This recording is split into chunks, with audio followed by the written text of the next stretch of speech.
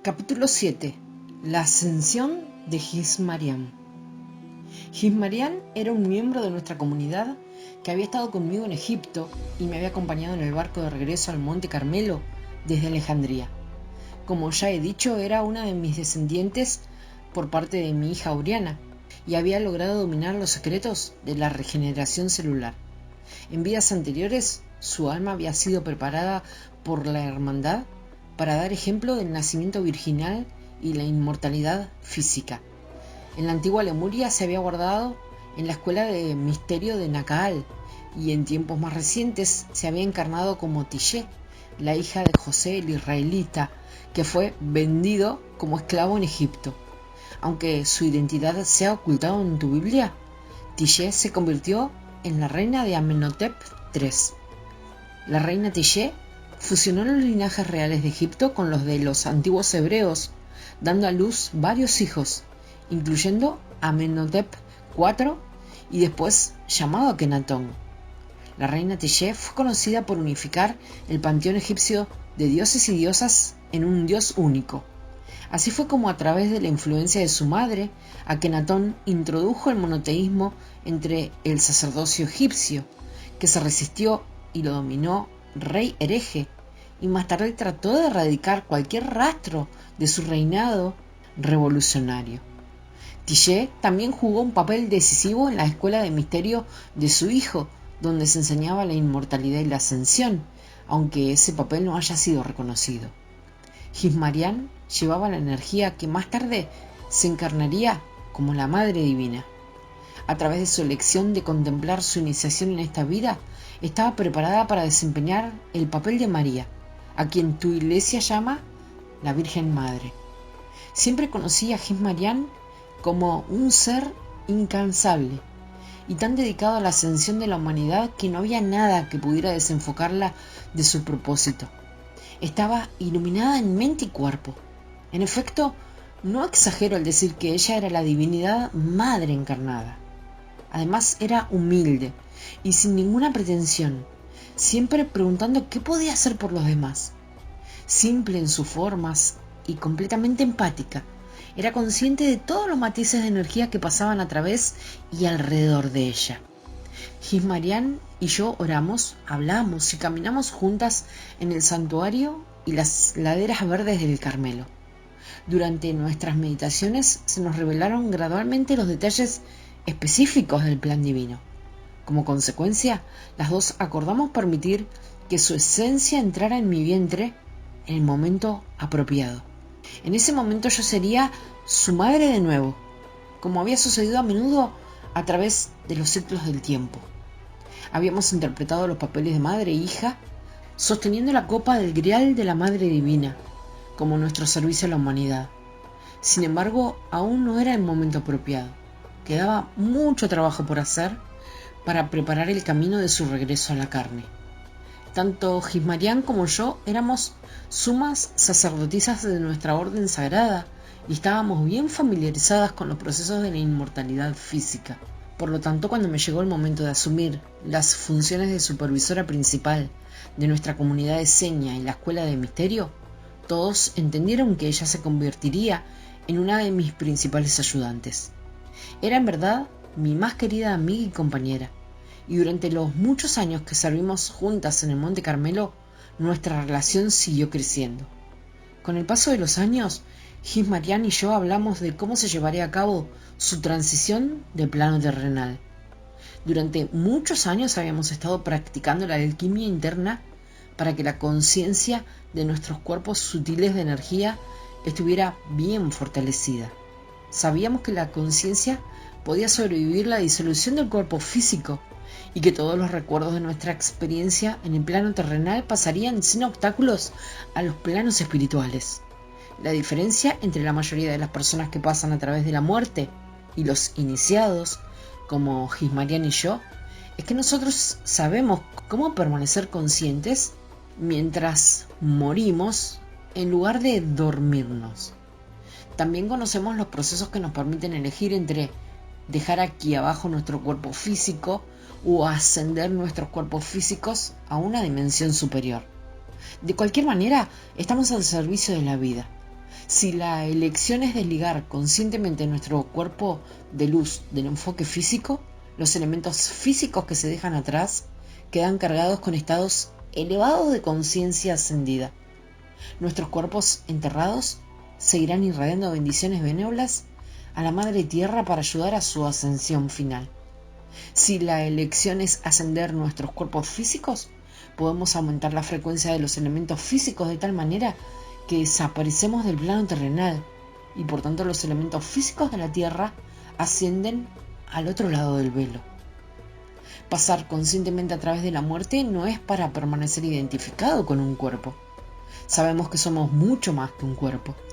Nuestro deseo era expandir la conciencia de tal manera que diéramos un ejemplo a la humanidad de que la vida es eterna y que todos los que eligen reclamar la unión en Dios pueden elevarse más allá de la creencia limitante de estar encarcelados en la carne. Nuestra esperanza era que al evolucionar y dominar nuestras propias almas, podríamos liberar a la conciencia colectiva del miedo a permanecer perdidos en un desierto de cuerpos y mentes separadas. La elección de Gismarian fue ascender su cuerpo físico hasta los reinos de luz, y cuando llegó el momento de desligarse del enfoque de su cuerpo terrenal, estábamos listas. Recuerdo muy bien aquella noche tranquila, cuando Gismarian me confió que partiría justo antes del amanecer del día en cuya puesta del sol comienza el Sabbat. Las dos sabíamos que era hora de que volviera a reconectarse con los reinos superiores de la luz, con aquel que vendría a través de su cuerpo, luego de su regreso al plano terrenal como mi hija.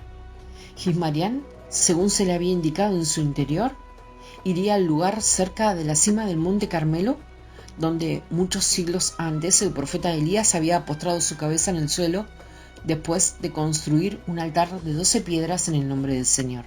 Ella nos había invitado confidencialmente a Judith, Josie-Marie y a mí a que la acompañáramos. Entrada la noche, silenciosamente dejamos el santuario y nos dirigimos hacia la cima del monte, bañada por la luz de una luna llena que comenzaba a descender. Gismarian nos invitó a sentarnos en los bancos de piedra planas que abundaban a lo largo del camino sinuoso. Judith se sentó en el banco inferior y Josie-Marie un poco más adelante. Yo me senté a rezar no lejos de la cima del monte. Observé cómo Gismarian se dirigía hacia la cima. El viento batía su falda y su chal alrededor de su cuerpo pequeño y delgado. A medida que desaparecía de mi vista, la brisa rozaba los mechones de su largo pelo y negro, impregnando el aire con el aroma de rosas y lirios. Aunque mis ojos externos no vieron su gloriosa ascensión, mis ojos internos contemplaron una esfera de luz blanca y brillante que, expandiéndose, salía del centro de su corazón. Sentí que las moléculas de su cuerpo se aceleraban, reestructurándose en una forma mucho más refinada mientras ella se fusionaba con una luz en espiral. Entonces, como si el viento de repente explotara en un silbido a través del vacío, ascendió. Las tres permanecimos en nuestros lugares hasta que el primer rayo de luz comenzó a salir por el oeste. Entonces, oyendo una señal interna, nos levantamos todas al mismo tiempo y fuimos al lugar donde Gismarian había ascendido. Allí lloramos de gozosa exaltación, alabando al Padre Madre de toda la vida. En lo profundo de nuestros corazones sabíamos que no habíamos perdido a nuestra querida hermana, sino que habíamos ganado un testigo de la verdad más elevada, según la cual, sin importar lo que estamos llamados a hacer en este plano terrenal, la vida es eterna. Y también sabíamos que cuando llegara nuestra hora, cada una a nuestra propia manera, seguiríamos los pasos de la ascensión de nuestra querida amiga. En ese momento, el espíritu de Shekinah nos envolvió y recibimos esa paz que sobrepasa todo entendimiento, cada una según el grado que podía permitir. Así, el testimonio del Espíritu Santo nos penetró con paz profunda y revelación directa para que pudiéramos entender los papeles que habíamos acordado interpretar con los consejos de luz antes de que naciéramos. Por lo tanto, concebimos aún más en nuestros pechos la luz de Cristo, que nos preparó para recibir a Gismarián cuando más tarde volviera para ser la madre del Hijo del Hombre. El sol se había elevado muy por encima del horizonte, cuando suavemente recogimos los blancos vestidos de lino de Gismarián, que yacían bien doblados donde ella se había sentado. Después de abrazarnos en silencio, nos fuimos para el santuario a realizar los rituales que precedían al día de reposo del sábado. Al día siguiente se nos permitió explicar la ausencia de Gismarián y consolar a los que con pena la echaban de menos. No todo el mundo en nuestra comunidad fue capaz de comprender su repentina partida. Algunos se entristecieron por su desaparición, pensando que tal vez los soldados que de vez en cuando patrullaban el Carmelo se la habían llevado por la fuerza. Sin embargo, había sumos iniciados en nuestra comunidad que conocían el propósito por el cual Gismarián había atravesado el velo físico. Para beneficio de nuestros jóvenes y principiantes, su partida sin previo aviso se utilizó como lección para comprender mejor el propósito de sus iniciaciones. Nuestra comunidad comenzó entonces el proceso de preparación para la venida del Mesías. En mi corazón sabía que esta era solo la primera de las muchas señales que ayudarían a nuestra gente a despertar gradualmente a la creciente conciencia interna de que el tiempo de su venida estaba cerca. ¿Y cuál fue la experiencia de los jubilosos seres al otro lado del velo que dieron la bienvenida a Gismarián en la luz?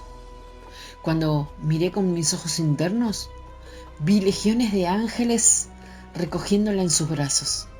Muy suavemente la tocaban con su energía curativa mientras ella continuaba alegremente ascendiendo en espiral a través de corredores dimensionales. Haciendo pausas en el camino para saludar a muchos ejércitos de seres, Gismarián se unió a un coro triunfal hasta que estuvo cara a cara con el Radiante, quien nacería en el plano terrenal a través de su cuerpo. Vi cómo se abrazaron y luego pasaron por un portal de luz intensa. Aunque sus formas humanoides no pasaron a través del umbral, supe por mi experiencia propia que su conciencia estaba todavía intacta.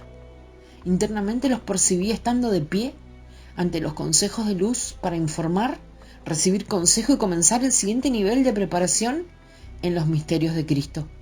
Sentí que un elevado aspecto de mi conciencia estaba con ellos. Una vez más, tendremos la oportunidad de reunir nuestra sabiduría de todos los tiempos y unir nuestra energía para ayudar a la humanidad y al planeta Tierra a tener la misma experiencia que Gismarián había demostrado tan magníficamente. Ahora que has leído mi relato de la ascensión de Gismarián, me gustaría invitarte a ir hacia adentro y contemplar tu propia vida, para que no creas que la ascensión en la conciencia de Cristo es solo para aquellos como Gismarián. ¿No has notado que el tiempo que tarda en manifestarse tu pensamiento sobre algo es mucho menor de lo que solía ser? ¿Has notado también que cuando tus pensamientos están acompañados de un profundo sentimiento, tus deseos o tus temores se manifiestan en la realidad física mucho más rápidamente? ¿No has percibido un aumento en tu vida de sincronicidades? Experiencias de déjà vu, conocer a gente que sientes como muy familiar y vivencias emocionales extremas. Todos estos eventos son puntos de referencia del despertar y ascensión de la conciencia. Cuando eliges estar despierto, consciente y agradecido por todas tus experiencias de cada momento, sabiendo que ya estás iluminado y ascendido, así es. Las prácticas de meditación y energía interna son de gran ayuda para saber que tú eres el camino y la meta que buscabas. Pero que sepas, mi querido amigo, que la ascensión es un destino final de un camino esquivo en un futuro lejano. El único momento en que la unión de Dios se puede realizar es ahora. Capítulo 8. Ana revela los misterios de la resurrección. Durante los 150 años después de mi regreso de Egipto al Monte Carmelo y al comienzo de la etapa de mi vida en la que empecé a dar a luz a mis numerosos hijos, hubo muchos cambios políticos en Palestina. Cuando Alejandro Magno murió de una fiebre en el año 323 a.C., a la edad de 33 años, sus generales macedonios se dividieron el botín entre ellos. Aunque habían sido hábiles en la guerra, en la mayoría de los casos eran inexcusablemente ineptos para el gobierno político y la reforma social. Era solo cuestión de tiempo hasta que sus descendientes comenzaran a luchar entre sí por el control de las tierras que habían heredado. Poco después de mi regreso al Monte Carmelo, las nubes de tormenta empezaron a acumularse de nuevo. Cuando se intentó imponer la cultura helénica a los judíos, la tensión política fue gradualmente en aumento, hasta que finalmente en el año 167 a.C. culminó con la revuelta de los macabeos. Con el tiempo, en el año 142 a.C., se estableció un estado judío independiente gobernado por la dinastía Hasmonea. Uno de los descendientes de esta dinastía fue el rey Herodes, a quien conoces por el relato del Nuevo Testamento. Esta revuelta divisiva, amplificada por la presencia de los victoriosos gobernantes y los soldados romanos, estimuló el surgimiento de los celotes judíos y el fundamentalismo conservador de los esenios de Qumran. En este contexto de efervescencia política, me instalé en la rutina diaria de la vida en el Carmelo. En esta difícil situación, empecé a viajar desde el Monte Carmelo hacia las laderas fértiles de Palestina, acompañada por otros miembros de nuestra orden esenia. Primero, fuimos a los pueblos cercanos de Galilea y luego a los pueblos y ciudades de Samaria y Judea al sur. Viajé muchas veces a Cafarnaún, en el mar de Galilea, y a Qumran, en el mar Salado o Mar Muerto, como ahora se le conoce. A lo largo de la costa del Mar Grande, que ahora se llama Mediterráneo, viajé en barco desde Tolomaida y Tiro en el norte y a Jope en el sur. Conocía muy bien la llanura de Sharon, que se extiende a lo largo de toda la costa del Monte Carmelo a Jope. También viajé hacia el norte, siguiendo el río Jordán hasta su origen, más allá del mar de Galilea, llegando a un antiguo santuario cerca de la cima del monte Hermón. Fui en peregrinación a un santuario aún más antiguo, en lo alto de las laderas del monte Ararat. Durante esos años no viajé con mi cuerpo por tierra o en barco, como hacían la mayoría de los peregrinos, sino que me teletransportaba y bilocaba a cualquier lugar y línea de tiempo. Como suma sacerdotisa en la orden de los esenios, ahora tenía la sagrada responsabilidad de establecer contacto con nuestro pueblo. Los que procedíamos del Monte Carmelo no éramos obsesivos ni fanáticos en nuestra evangelización, como algunos podrían pensar. Por el contrario, trabajábamos en silencio. Aquellos que tenían oídos para oír, demostrábamos el camino del Maestro de Justicia, las sabias enseñanzas que revelaban el uso correcto de la energía. Sin embargo, solo invitábamos a unirse a nuestra orden a los que eran receptivos a nuestro mensaje. Tenía dos motivos para realizar mi peregrinación. Ya he explicado el primero, el segundo es mucho más secreto. Ahora os voy a explicar algunos de los procesos de resurrección pocos conocidos que utilicé como maestra de justicia para mantener mi cuerpo físico generación tras generación, además de la meditación diaria y profunda en la que me despegaba de la creencia de la conciencia tribal en el sufrimiento, la enfermedad y la muerte inconsciente. También me retiraba en silencio durante largos periodos de tiempo, lejos de cualquier distracción. Como recordarás, ya mencioné que había dominado el rito del sepulcro en Egipto. Por lo tanto, podía llegar a estados de conciencia que los hindúes llaman samadhi o unión en Dios, durante los cuales mis signos vitales físicos eran imperceptibles y en algunos casos inexistentes. Sin embargo, mi cuerpo permanecía fresco y vital. Como decidí permanecer en el plano terrenal para extender mis días de servicio, no llegué a dominar los estados superiores de samadhi, que me habrían causado estar completamente absorta en Dios. Sin embargo, para alcanzar mi propósito en el plano terrenal, hubo veces en las que tuve que entrar en estados inferiores de samadhi, no solo durante unas pocas semanas de reposo y rejuvenecimiento, sino durante muchos años en estado de animación suspendida. De hecho, hubo periodos en los que mi cuerpo físico permanecía en esos estados por una o más generaciones, de modo que cuando regresaba a la Tierra, la sociedad común a mi alrededor me consideraba como uno de ellos, sin levantar sospechas ni temor. Los miembros de nuestra comunidad de seña que conocíamos el camino del Maestro de Justicia manteníamos estas prácticas en estricto secreto, cuidándonos los cuerpos mutuamente durante nuestras vacaciones, fingiendo funerales, proporcionando nombres falsos y ofreciendo explicaciones comprensibles para nuestras bastante misteriosas idas y venidas. Estoy segura de que si te detienes y te imaginas a ti mismo cronológicamente mayor que todo el mundo a tu alrededor, puedes entender la delicada situación que experimentan los inmortales físicos. Después de todo, ¿cómo explicarías a alguien que no entiende la inmortalidad física cómo se puede vivir cientos de años, aunque tu apariencia sea la de un adulto joven?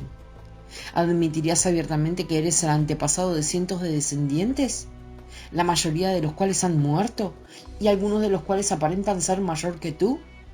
A menudo, cuando iba a servir a las comunidades de seño y a visitar a mis hijos a sus diferentes pueblos, también iba a lugares secretos para descansar y regenerarme. Estos lugares son conocidos por la Hermandad de Luz y se han conservado civilizaciones tras civilizaciones.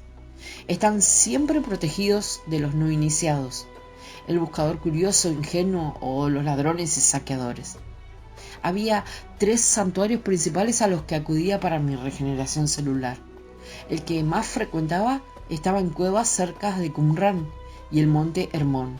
Estas 3 cuevas actuaban como foco de energía triangular y eran mantenidas por sacerdotes y sacerdotisas que servían a los adeptos que acudían allí.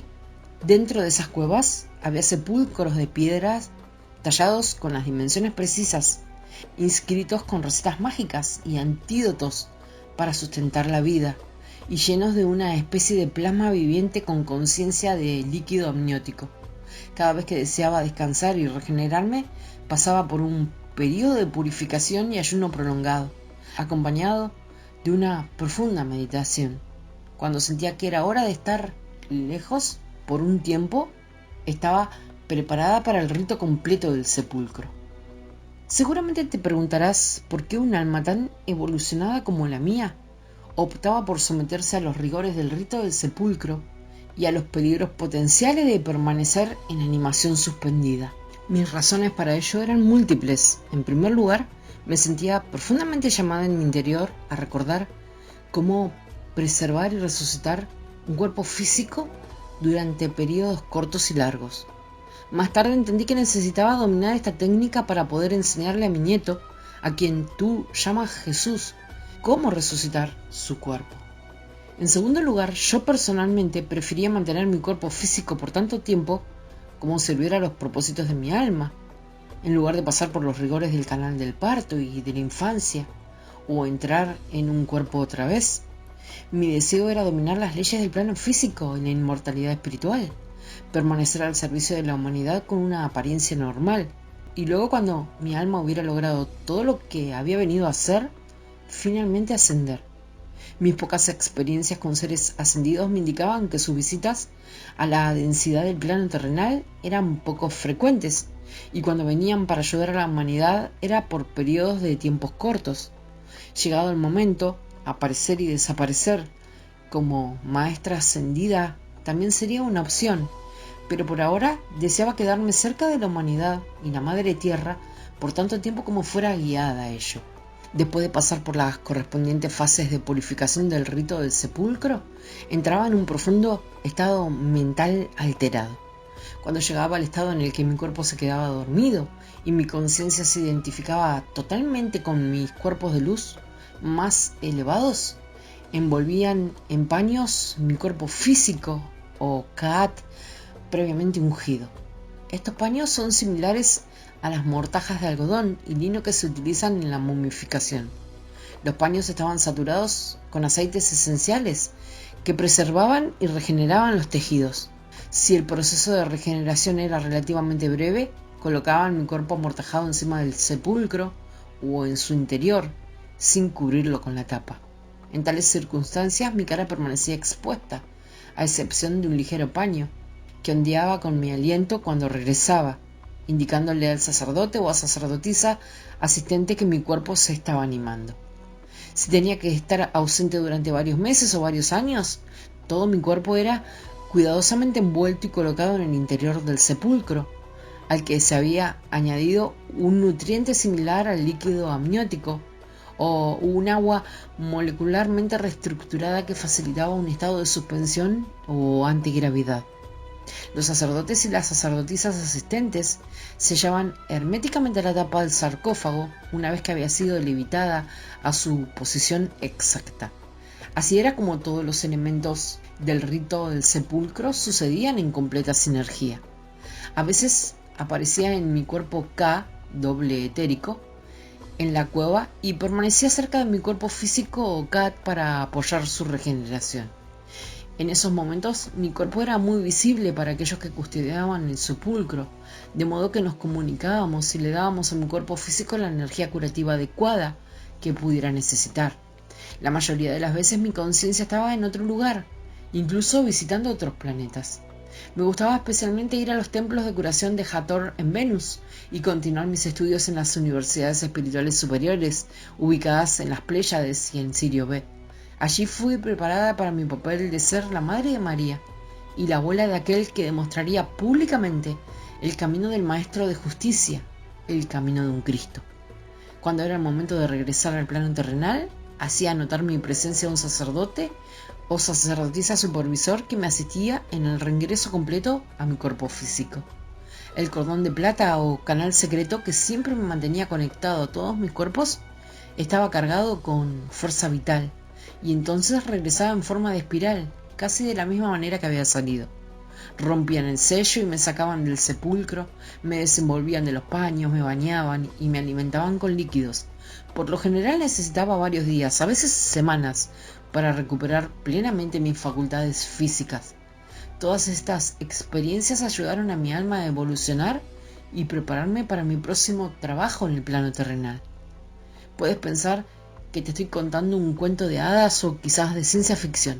Sin embargo, te aseguro, amigo mío, que a medida que la edad de oro que se acerca revele esta antigua ciencia de la inmortalidad física y espiritual, podrás despertar a la superconciencia y recordar el camino del Maestro de Justicia y los códigos de luz del Grial, que actualmente se encuentran latentes en el sepulcro de tu cuerpo y en el sepulcro mayor que es el mundo material inconsciente, despertando a la conciencia resucitada. Aunque puedas pensar que mi vida fue más importante que la tuya y mi nivel de automaestría mayor de lo que tú puedes lograr, quiero enfatizar una vez más que estás recordando vidas pasadas y futuras de maestrías de tu alma, que están culminando en tu vida actual. Puedes tomar decisiones diferentes de las que yo tomé para servir a otros a través de tu automaestría. Sin embargo, sin importar la forma en que expreses tu plena divinidad, yo estoy aquí para ayudarte a catalizar la resurrección del Cristo que vive en ti, tu verdadero yo, que siempre sabe el camino.